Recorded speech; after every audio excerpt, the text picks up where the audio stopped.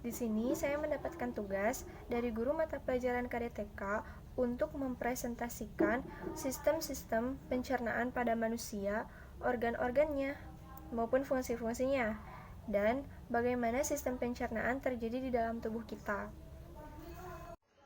Sistem pencernaan adalah sistem yang terdiri dari saluran pencernaan yang bermula dari mulut hingga ke dubur, serta kelenjar yang terlibat dalam pencernaan seperti pankreas dan hepar.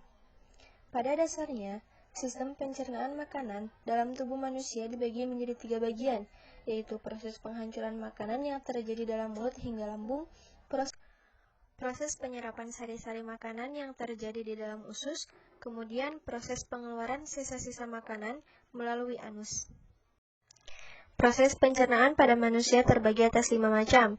Yang pertama yaitu ingesti. Ingesti adalah proses menaruh atau memasukkan makanan di mulut.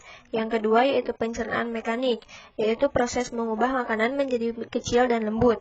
Yang ketiga yaitu pencernaan kimiawi, yaitu proses mengubah molekul-molekul zat makanan yang kompleks menjadi molekul-molekul yang lebih sederhana sehingga mudah untuk dicerna.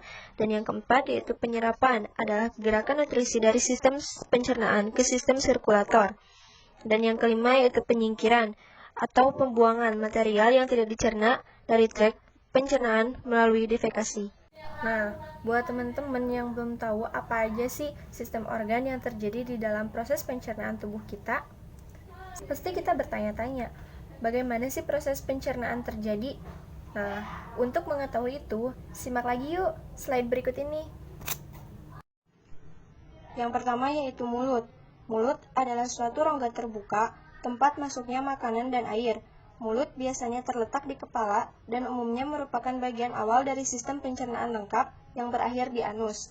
Nah, proses pencernaan mulut dimulai dari waktu makanan digigit, dikunyah, dan dihaluskan di dalam mulut. Makanan yang bercampur dengan air liur akan dipecah menjadi potongan-potongan yang lebih kecil oleh gigi sehingga menjadi lunak dan mudah untuk ditelan. Lidah pun berperan dalam mengarahkan makanan di dalam mulut agar tergigit oleh gigi dan mendorongnya ke dalam kerongkongan untuk ditelan.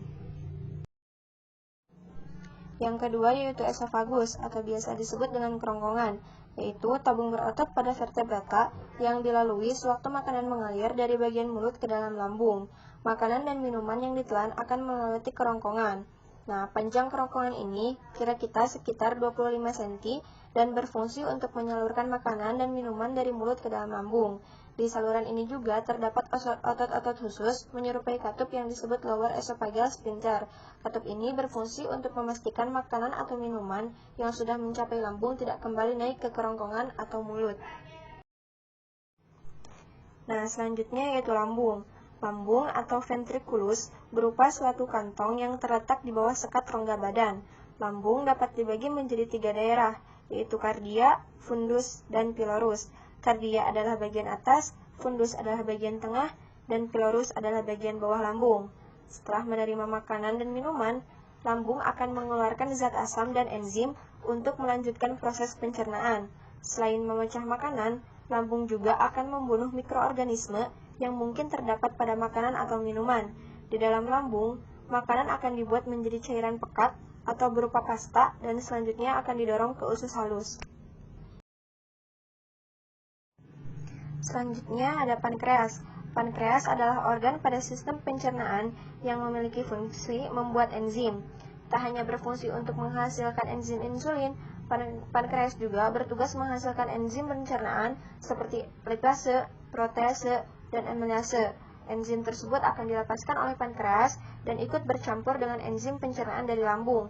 Enzim lipase berfungsi untuk mencerna lemak menjadi asam lemak, protase untuk mencerna protein menjadi asam amino, sedangkan amilase untuk memecah karbohidrat menjadi glukosa.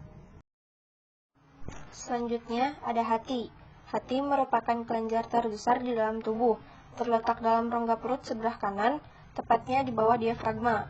Hati atau biasa disebut dengan liver akan menghasilkan cairan empedu, kemudian menyimpannya di dalam kantung empedu. Cairan empedu terdiri dari kolesterol, garam empedu, bilirubin, air, serta mineral seperti kalium dan natrium. Cairan ini berfungsi untuk mencerna lemak menjadi asam lemak. Ketika proses pencernaan makanan berlangsung, cairan empedu akan dialirkan ke dalam usus halus. Berikutnya ada usus halus.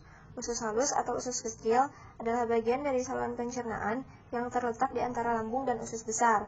Makanan yang sudah menjadi pasta atau timus di dalam lambung akan didorong ke usus halus. Gerakan yang disebut peristaltik usus ini terjadi karena kontraksi dan relaksasi jaringan otot di dinding usus halus. Usus halus terdiri atas 3 bagian, yaitu dedunum atau usus 12 jari, jejunum, usus kosong, dan ileum, bagian akhir dari usus halus. Dedunum bertanggung jawab untuk melanjutkan proses pemecahan makanan, sedangkan jejunum dan ileum bertanggung jawab untuk proses penyerapan nutrisi ke dalam aliran darah. Lalu berikutnya yaitu usus besar, atau biasa disebut dengan kolon. Dalam anatomi adalah bagian usus antara usus buntu dan rektum.